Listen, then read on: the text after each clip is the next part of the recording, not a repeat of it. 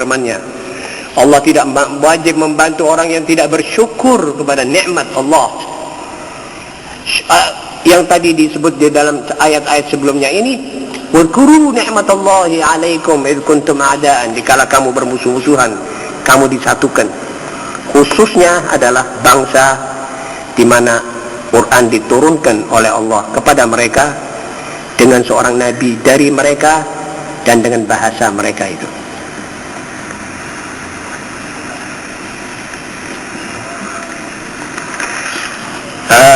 Antum ulai tuhibbunahum wa la yuhibbunakum wa tu'minuna bil kitabi kullih wa idza laqukum qalu amanna wa idza khalaw 'addu 'alaykumul anamila minal ghayz qul mutu bi ghayzikum innallaha alimun bidzatis sudur.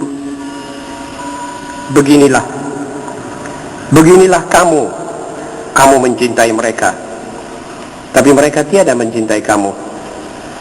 Kamu beriman kepada kitab seluruhnya, dan bila mereka bertemu kamu, mereka berkata kami beriman. Tapi bila mereka menyendiri, mereka menggigit-gigit ujung jarinya karena marahnya kepadamu dan karena dendam khusumatnya kepadamu, wahai kaum muslimin. Sungguh, katakanlah, matilah kamu sekalian karena kemarahanmu. Sungguh Allah tahu benar kandungan hati. Ma'asyiral muslimin, jadi kita ini ditegaskan oleh Allah, kamu nanti umat Islam akan sayang kepada mereka, cinta kepada mereka, kagum pada mereka, ingin meniru mereka, pakai topi seperti mereka. Sekarang umat Islam banyak pakai topi. Kenapa kok tidak mau pakai pici? Apa sebab itu pici sekarang diharamkan dan topi diwajibkan? Ini kebarat-baratan. Pakai celana pendek. Mau sport, laki perempuan pakai celana pendek. Karena apa? Karena kita meniru. Apa sebab meniru? Karena kita cinta. Kalau kita tidak cinta, tidak meniru. Kata Leopold Weiss, jangan menipu dirimu, wahai muslim. Anda yang masih suka pakai dasi, itu Anda mau suka kepada orang barat. Artinya suka pada lawan. Mana ada penjajahan di dunia yang tidak terbit dari barat atau timur? Tidak ada penjajahan dari umat Islam sepanjang sejarah. Tapi kita suka pada yang bekas menjajah kita. Kadang-kadang kita pakai bendera merah, putih, biru di baju kaos oblong kita, pakai bendera Amerika di sini, pakai bendera Inggris di sini. Itu benderanya kaum penjajah yang paling benci kepadamu, wahai kaum muslimin, yang paling enek melihat kamu dan mendengar sejarahmu, dan yang paling takut melihat Quranmu.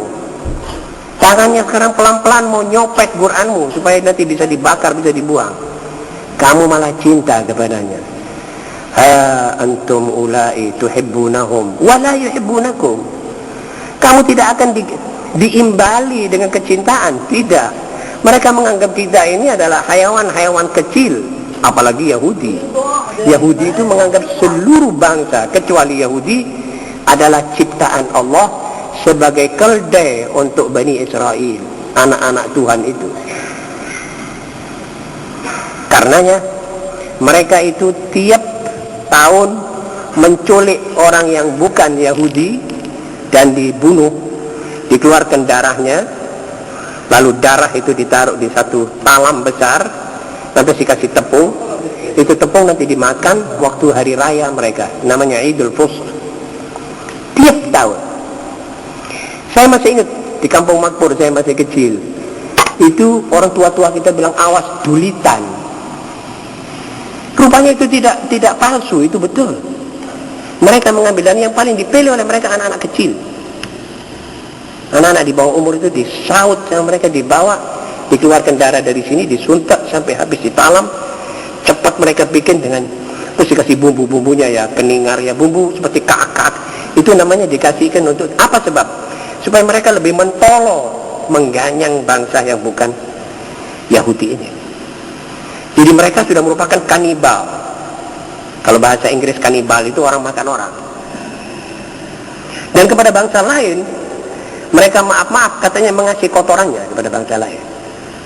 Sehingga bangsa lain ini keok sama dia. Ini sebabnya mereka dilaknat oleh Allah SWT dalam Al-Quran. Saya ada bukunya dalam hal ini.